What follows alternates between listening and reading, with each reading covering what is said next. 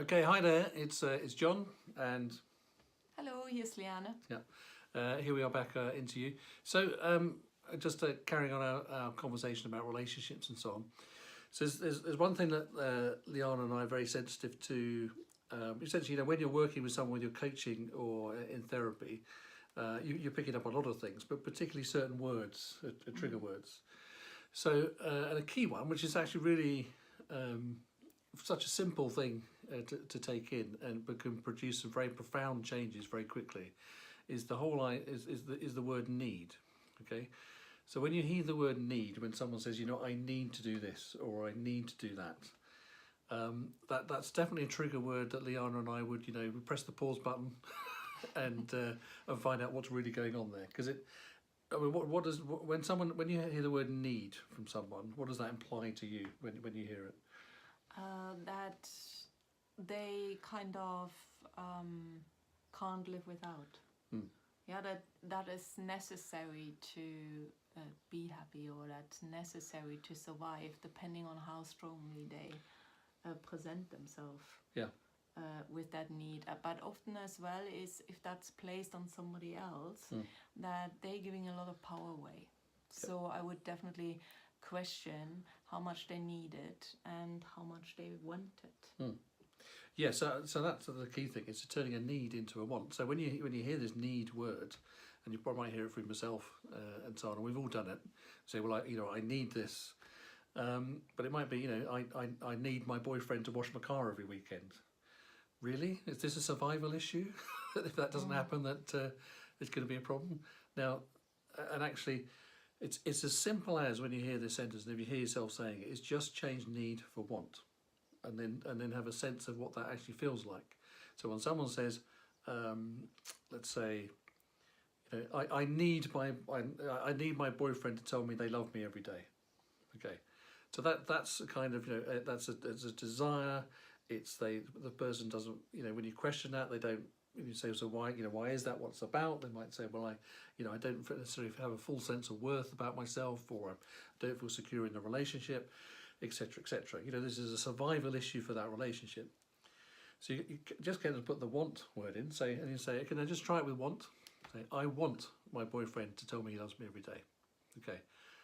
Now we're talking about something, different. And it just feels different. So, you might want to just try that for a moment. Just think of something that you would say, I need, and change it to want, and just notice what difference that makes. So if we change a need to a want, what's in your experience, Liana, what happens there, from then on in a session? I think that we become more aware that we have choices. That is, one choice is maybe our preference, but it is not necessary to feel happy, or it's not necessary sometimes that this person is providing it. Yeah, and it gives us just that feeling of more control, but also more awareness. I would say that we just want a lot of things which are not necessary to feel happy, and a lot of things we actually can give ourselves, because there's not much really what we need, especially when it comes to relationships. Relationships are only 10% of our happiness, and when we think about how much time we spend really beating ourselves up about things that don't happen, and thinking about the right relationship. So a lot of these needs or wants we can actually satisfy ourselves, or find a different source if somebody's not willing or not able to actually give it to us. Yeah, it doesn't. The want that you have doesn't necessarily need to be satisfied by your partner. In fact, they just they might not get it, may not understand it, but it doesn't stop you satisfying that need in some other way. So there's need and want thing. It's really, really simple in relationships and understanding how people relate to each other, and literally just changing that need to a want and noticing what the difference is, and what gets revealed really in a real in-depth coaching or therapy session is what's really going on. So you take that earlier example they're talking about is actually, you're talking about someone who feels the need for security in a relationship, and the evidence for that is a number of needs that need to be met. Okay, and as soon as one of those needs are not met, then they don't feel secure in themselves and in the relationship. Once you map that into, do you know all these needs are things that are, if you turn them into wants and you look at how you could satisfy them for yourself, that suddenly, is a whole different proposition. Someone can feel much more secure in a relationship and secure about themselves. Just a simple change. And the partner could feel more secure and more willing to actually be in that relationship, because all the pressures which are placed on someone when there are loads of needs and loads of wants,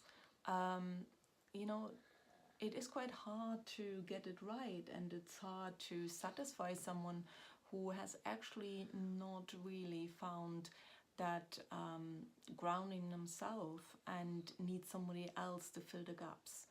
And relationships get better and better if we are able to satisfy our needs independently from the partner. Yep. Doesn't mean that's our preferred choice, but it doesn't mean that when the partner is, for whatever reason, maybe stressed, maybe circumstances, not able to do it, that we suffer, or the partner has to feel guilty, or the partner has to be pressured to do something which is not possible at that time.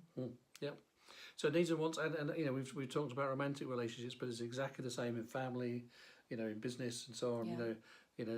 I need my team to do this for me. Really? What will happen if they don't? Is that a want? And how could you express that in a more positive way, to your team, that you would like them to do something like that, rather than they have to, because that need suddenly becomes a have to. And to turn it around as well, would you like to have placed these needs or wants on yourself?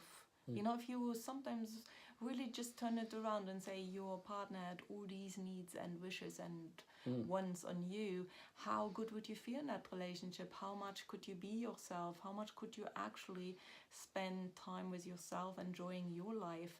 Or are you then just rescuing someone and trying to please that other person? So, and so the bottom line summarised, we have much less needs than we actually realise. Food, shelter, basic, survival things.